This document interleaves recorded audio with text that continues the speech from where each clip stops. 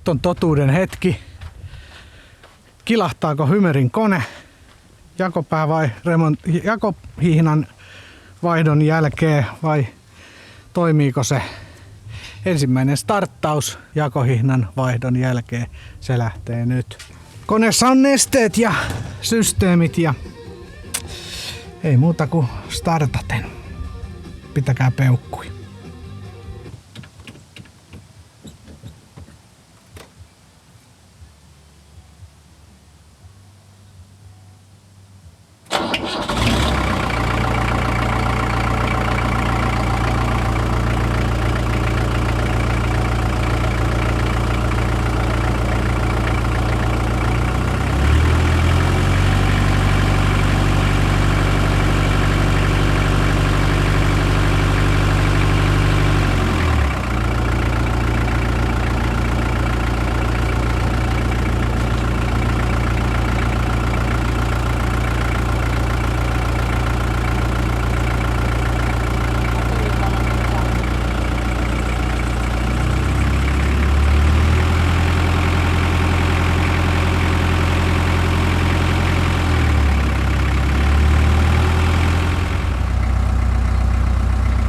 Siinähän se kehrää.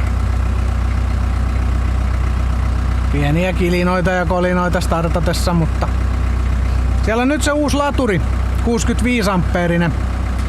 Ajateltiin, ettei kyllä hihna pidä, mutta uusi hihnahan siellä on myöskin, mutta kyllä se ei ole vingahtanutkaan. Starttauksen jälkeen, kun en kaasu ollut vielä painanut, niin laturin merkkivalo palo. Vähän kun ihan pikkusenkin jo pisti kaasuun, niin heti hävis laturin merkkivalo, eli nyt lataa kaikki toimii. Näin. Hehkut on uudet. Molemmat rullat uudet. Jakohihna uusi. Vesipumppu uusi. Laturi uusi. Laturin hihna uusi. Huohotin putsattu. Uusi akku. Uudet akun navat myös. Ne on kyllä aika paskat, mitkä me ostin. Täytyy katsoa vähän, jos se on vähän hölmö se piuhan kiristyshomma. Siihen menee ruuvit silleen. Sitten ruuvit menee läpi siitä piuhasta. Ei ole oikein hyvä. Mutta joo.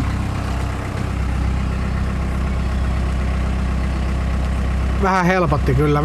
Vähän ahisti toi jakohihna homma, että siinä olisi ollut reissut sit siinä, jos olisi kone kilahtanut. En olisi alkanut enää tänä syksynä konetta vaihtelee. Mut onneksi näyttäisi toimivan. Kaikki hyvin.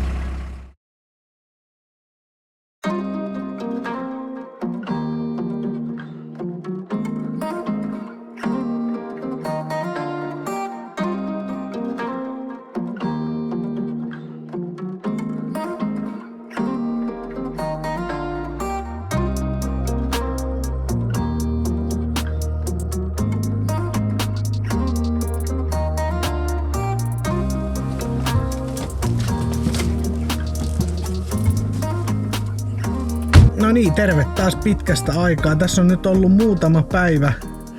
muutama päivä vierähtänyt siitä kun mä tän starttasin ensimmäistä kertaa jakohihnan vaihon jälkeen ja olisiko tässä nyt viikon verran mennyt. No ei ihan ehkä, viikon verran pauttia rallaa. Tässä on muutamat koeajot käyty heittämässä. Muutamat koeajot ihan tässä hiekkatiellä vedellyt vaan tuossa korttelin ympäri. Ihan hyvin pelittää. Onhan tää nyt, kun tuolla Mersulla on tuossa kesän ajellut ja muutenkin tällaisesta vanhasta Fiatista on, alkaa olla se, 3 vuotta vai 4 vuotta? 3 vuotta. Niin onhan tää aikamoinen panssarivaunu ajaa. Kieltämättä. Että äänimaailma on erikoinen. on meteliä, mutta ja sitten kun tässä ei ole ohjaustehostin, niin onhan tää aikamoista veivaamista. ei se tuossa vauhissa niinku liikkeessä ollessa niin ei niinku haittaa mitään se ohjaustehostimen puute, mutta esimerkiksi tässä pihassa kun kääntää auton 180 astetta ja tuossa noin pusikkoa vasten pakittelee ja ahtaassa tilassa veivaa, niin on se veivaamista, täytyy sanoa. Että ihan kaksin käsin pitää veivata tuota rattia, että ei yhdellä kädellä ei oikein onnistu, että kahdella kädellä pitää veivata, että on se sen verran jäykkää. Mutta se on mitä se on, kyllä mulla on niin kauan kuin mulla 2 kättä on, niin se on ihan fine. Yksikätisenä niin ottaisin varmaan sen ohjaustehostimellisen version. Että. Joo, tässä on nyt aika paljon tehty kaikenlaista Hymerille ja tää alkaa nyt olemaan silleen aika ready. Et on laitettu nämä karvakankaat tänne kattoon tosiaan niin kuin edellisellä videolla jo tuli ilmi ja nyt mä sain tähän myöskin tämän verhotangon, missä on nämä klipsit. Saa siihen Temusta tilattua jonkun kivan verhon sitten. Ja on laitettu USB-laturia, puhelinlaturia tohon noin. Siinä on niin monta uspia nyt, että riittää. Mutta ja sitten on hieno toi Vintage radio on tossa.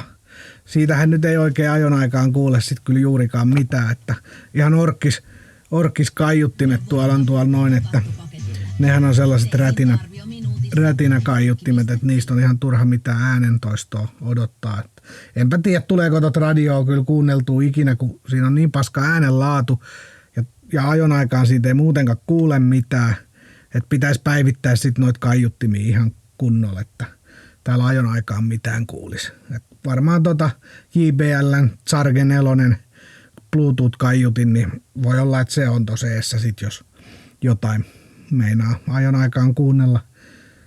On ihan turha. Mutta onhan se hienon näköinen Vintage-radio.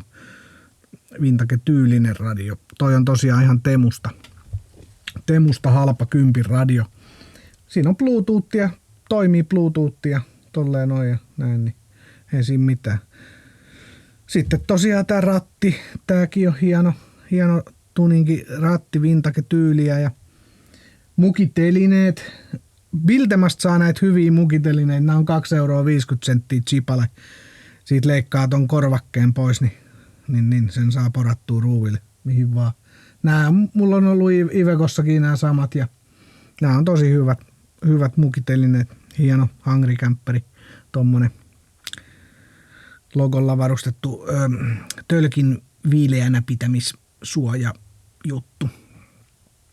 Sitten tein tähän näin koetauluun tämän magneettitelineen piti tehdä tollain. Nämä on tosi hyviä nämä magneettitelineet, yllättävän hyviä, kun ostaa Motonetista tai mistä tämä nyt oli Piltemasta vai mistä. Tällä ihan laadukas, hyvä, vahva magneettiteline puhelimeen, niin kyllä kestää. Siinä on navigaattori sitten hyvä, puhelimen navigaattori sitten. Tuossa noin. Peruutuskamera on postis tulos.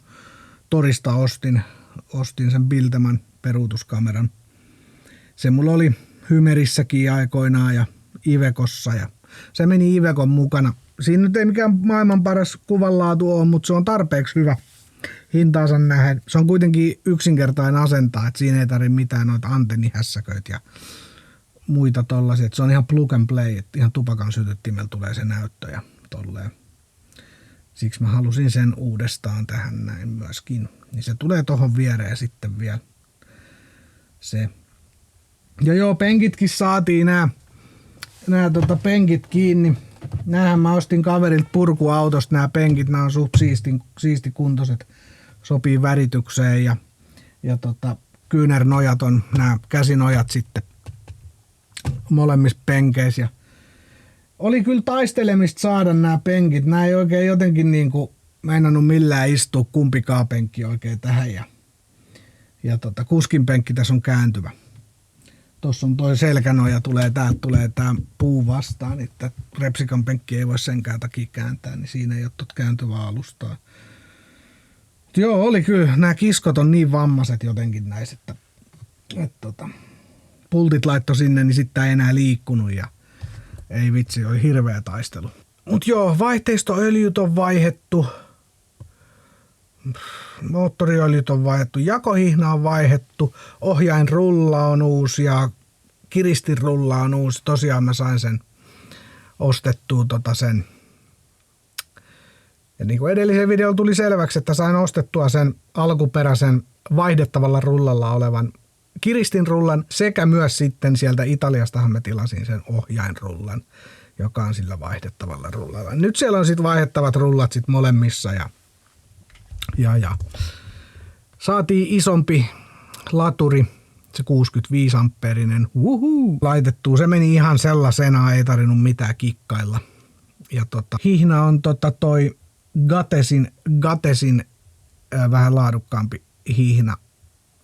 Siinä oli ensin Continentaali, mutta ne Continentaalin hihnat on ihan paskoja, älkää niitä ostako. Ostakaa noi Gates-merkkiset hihnat, ne on paljon parempia.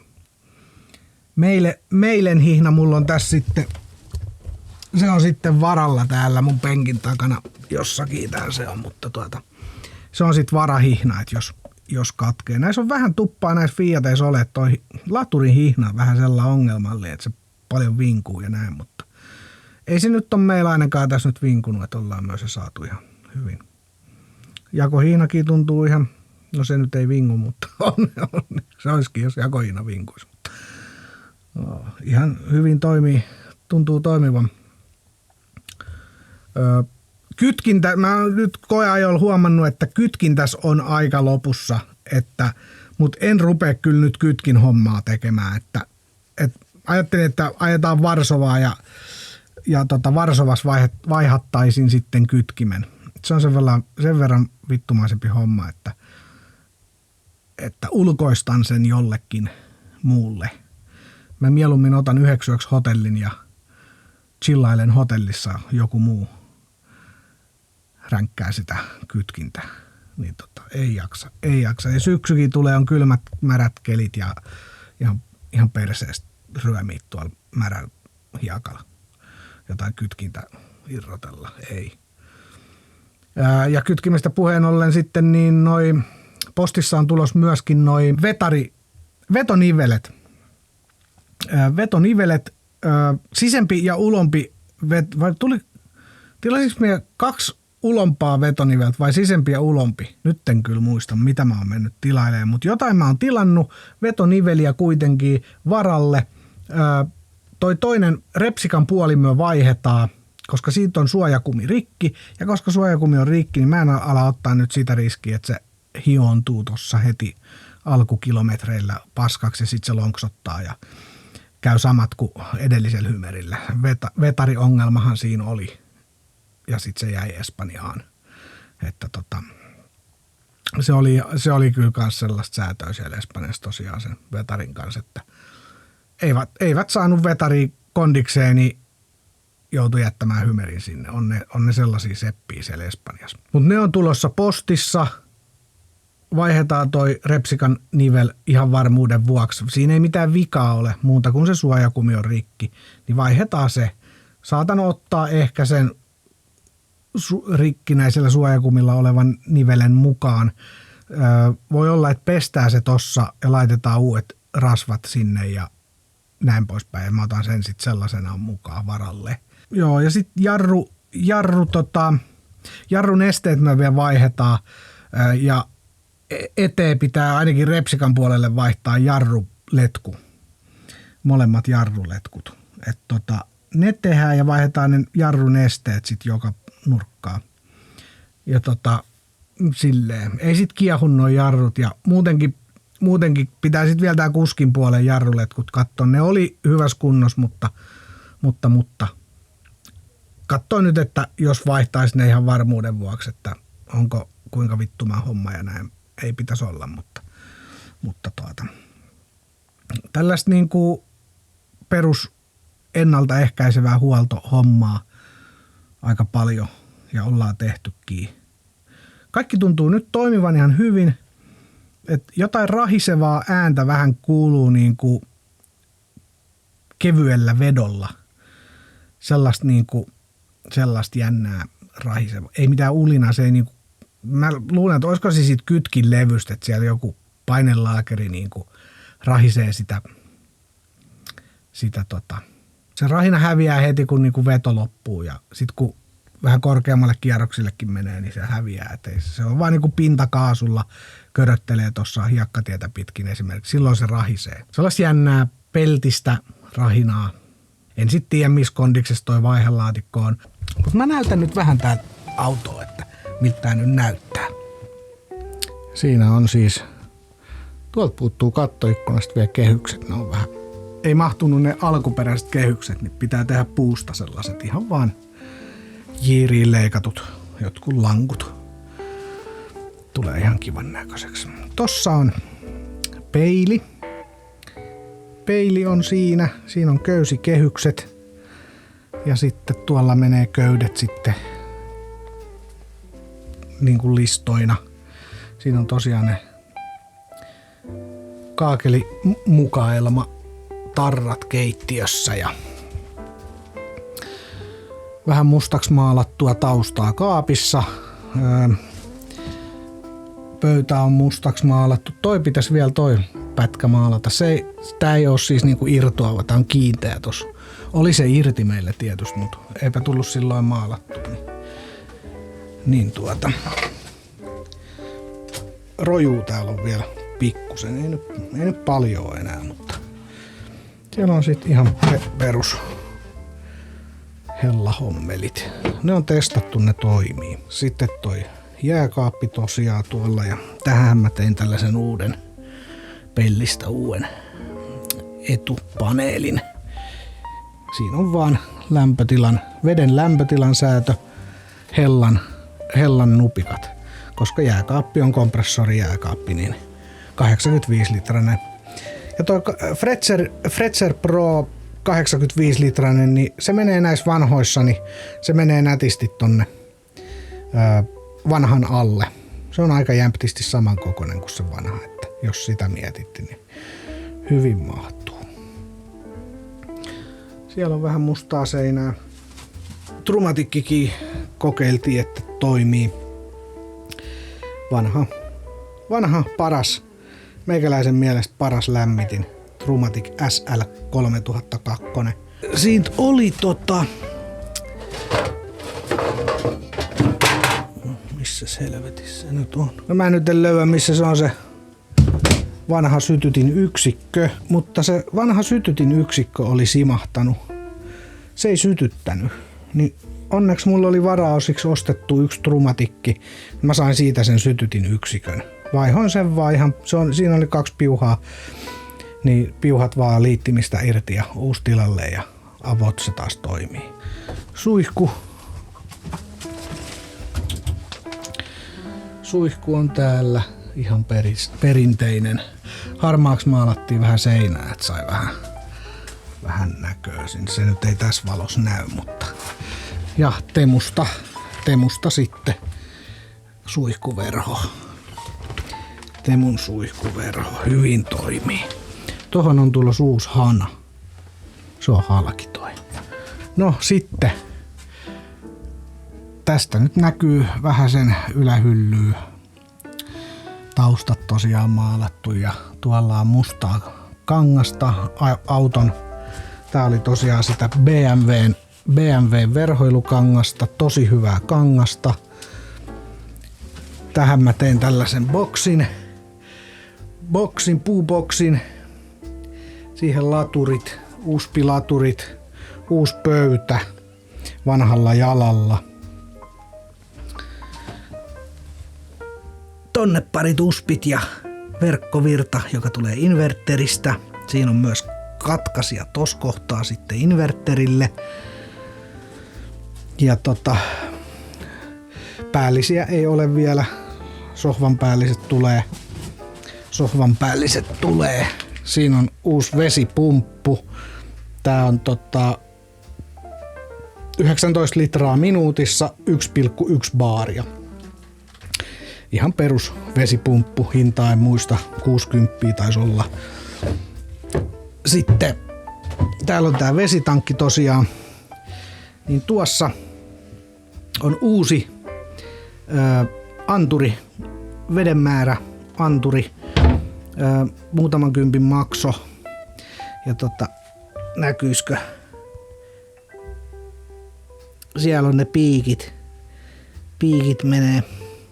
Anturin piikit, niitä piti vähän oman maun mukaan sitten leikellä oikein mittaiseksi.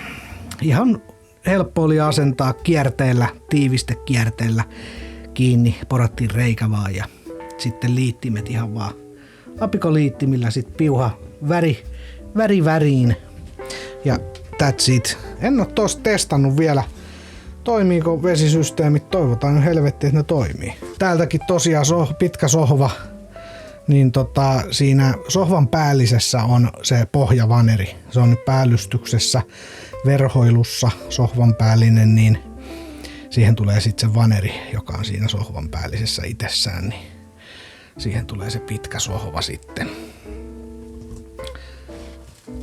Tämmönen. Ja sitten kun tästä mennään ylös, niin tähän tein, täällä on jotain likaa. Tää on vähän niilon karvaa vielä, mutta tohon tein tommosen levyn. Se on päällystetty myöskin tällä samaisella kankaalla, verhoilukankaalla. Ja sitten tässä on nämä läpipultit, niin niihin laitettiin tällaiset koristenapit, metalliset koristenapit. Niin se on tollain ihan kiva, siistin näköinen tossa noin. Pitää sitten patja tulee tähän 10 senttiin patja, että se ei niinku, se tulee ton korkuiseksi suunnilleen se patjakin, niin se ei oo silleen, se on ihan hyvä. Täällä on tikapuut ja siellä on nyt pohjavanerit, ihan vaan havuvaneri ja 9 millinen havuvaneri. Keskeltä kahtia, että sai sen tonne mahtumaan. Sitten siinä on tollaset ruuveilla laitettu noilla tommosilla metallipaloilla, ettei se siellä hirveästi liiku. Ja samoin tuolla on sitten samaa mustaa verhoilukangasta ja köydet menee siellä niin sitten. Tosta puuttuu, kun tipahti toi kattoverhoilu, niin tonne sänkyy tosiaan sitten kattoon tohon kohtaan. Muualle ei tuu mitään verhoilua, mutta tonne sängyn kattoon tulee. Tossa on toi uusi 28 senttinen kattoluukku. Joo, sellainen. Tosiaan tässähän mulla oli kattoluukku myöskin tässä käytävän yläpuolella. Se on otettu pois ja siihen on sitten ihan liimattu tiivisteliimalla niin katolle tollanen maidonvalkea pleksi. Sen päällä on aurinkopaneeli. Mun oli otettava joku kattoluukuista pois. Mä en halunnut tonne alkoviin sitä kattoluukkua tai aurinkopaneelia, koska mä halusin sinne kattoluukun. Se on tärkeämpi olla tuolla alkovissa toi kattoluukku kuin tässä käytävällä.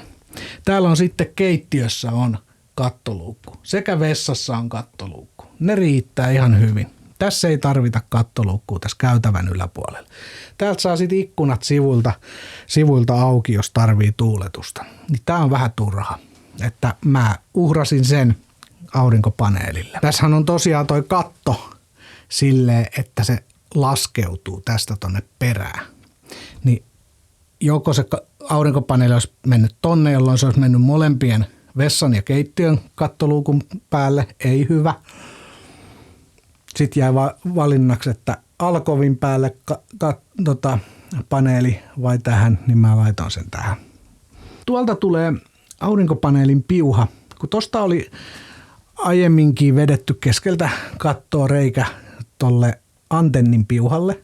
Siellä oli sellainen UFO-antenni, kivikautinen UFO-antenni. Käytin samaa reikää aurinkopaneelin piuhalle, niin siitä on koteloitu toi. Se tulee tuolta ja menee seinää pitkin. Se nyt roikkuu tossa toi valkoinen piuha. Sille on tarkoitus tehdä sitten omat systeemit sitten, mutta ja tähän mä ajattelin, että pleksin laitan alkamaan tosta, mistä toi kotelo alkaa.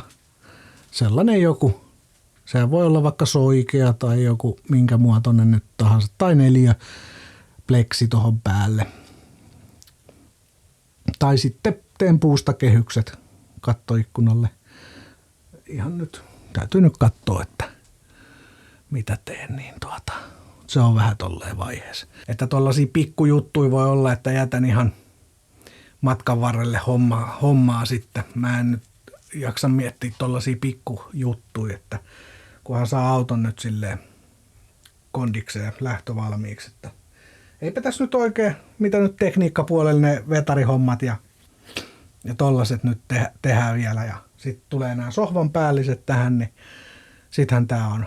Toi patjakin meillä on tuohon valmiin, se on tuolla sisällä se sängyn patja tuossa noin, niin eipä tässä nyt mitään. Sitten tietysti vedet tankkiin, kaasupullo kiinni, että päässään testaamaan lämminvesiboileria, trumatikkiä kunnolla ja kaikki vesihanat ja tälleen ja päässään katsoa, että vuotaako mikään. Mä olen testannut kerran jo trumatikin ja vesiboilerin ja hellan, että ne toimii. Boileri sytytti ja lähti palamaan, mutta siellä kun ei ole vettä, niin en viittinyt muuta kuin ihan vaan kokeilla. Ja trumatikki lähti myös pelittää, ettei siinä mitään. Mutta vesitankki, no uusi pumppu on tossa noin, että kyllähän sen pitäisi toimia ja kun se laitetaan vaan kiinni ja näin. Ja yksi iso juttu mikä oli, niin nämä Hymerin vanhat sähköt. Eli tämä vanha ohjauspaneeli, niin kun mulla on nyt uudet sähköt täällä penkin alla, litiumiakku ja systeemit ja uudet sulakerasiat, niin mä halusin tuolta etupenkin, Repsikan penkin alta sen vanhan sulakesysteemin pois. Siellähän ei EBL:ää varsinaisesti ollutkaan. Et siellä oli vaan, siinä jakkaran seinustassa oli vaan sulakkeet ja liittimet ja sitten oli se maasähkön ohjain ja tämmönen. Mutta siinä oli aikamoinen urakka selvittää ne sähköt, liittää, vetää uudet piuhat kaikki. Ja sitten kun mulla tuli toi Victronin XS ajonaikainen lataus, niin sille vetää uudet piuhat. Mitäs piuhaa se oli, 3.5 vai 2.5 piuhaa vedin tuolta akulta ja uusi akkukin siellä on tosiaan starttiakku. Niin oli homma saada pelittää, mutta nyt nämä kaikki täällä toimii, valot palaa ja systeemit toimii. Elikkä no mä en tiedä toimiiko esimerkiksi harmaan veden anturit. Et jos ei ne toimi, niin ne ei ole toiminut ennenkään. Et kaikki piuhat on kuitenkin yhdistetty nyt ja kaikki toimii täältä, mitkä on silloin alun perinkin toiminut tai ollut toimimatta. Jos ei tuolta nyt joku toimi, niin sitten ne ei ole toiminut alun perinkään. Talvella kun mä tämän auton ostin, niin ei hirveästi vesiä pystynyt testailemaan ja tällä, enkä jaksanutkaan eikä kiinnostanutkaan. Että tällainen juttu. Tässä oli tällainen esittely. Valot toimii. Tää tuo heti sellaista kodikkuutta, kun sähköt toimii ja niin kun systeemit toimii, niin se on heti sellainen, tulee sellainen voittajafiilis vähän niin kuin, että homma toimii. Mut joo, kyllähän tässä Hymerillä kun käy ajelemaan tuossa hiekkatiellä, niin tässä on vielä aika kovat rengaspaineet mulla, niin noissa uusissa renkais, niin on aikaa moistaa räminää ja pauketta, tiedättekö. Ja sit kun koneen äänetkään ei ole näissä vanhoissa Fiateissa mitään sellaisia kovin hiljaisia, että on siinä tottuminen taas. Mutta hei, huomenna on katsastus, eli maanantai. Nyt on sunnuntai, kun mä tätä kuvaan. Huomenna maanantaina päivällä on katsastus. Toivotaan, että menee katsastuksesta läpi. Sitähän kaikki toivoo. Sitähän kaikki aina toivoo. Mut joo, ei tässä mikäs täällä roikkuu. Ai, lämpömittari. Fahrenheitit on nyt siellä. Fahrenheitit ei kyllä kerro meikäläiselle mitään. Celsius 19 astetta. 19 astetta tälleen iltasella. Yllättävän lämmin on vielä. No täällä sisällä tietysti on vähän lämpöisempi kuulkoon, mutta onhan se syksy tullut. Syksy on tullut kyllä ihana. Eipä tänä kesänä ollut kuin 3 viikkoa hyvää keliä oikeastaan. 3 viikkoa hellettä ja kaikki muu oli paskaa periaatteessa. Ja sitten tulikin ryminällä syksy. 13 astetta on ollut ja näin, että se nyt on taas mitä on, että ilmasto lämpenee ja kelit kylmenee. Ei tässä mitään. Tää oli tällainen lyhkäinen video nyt tällä kertaa ja nähdään seuraava video.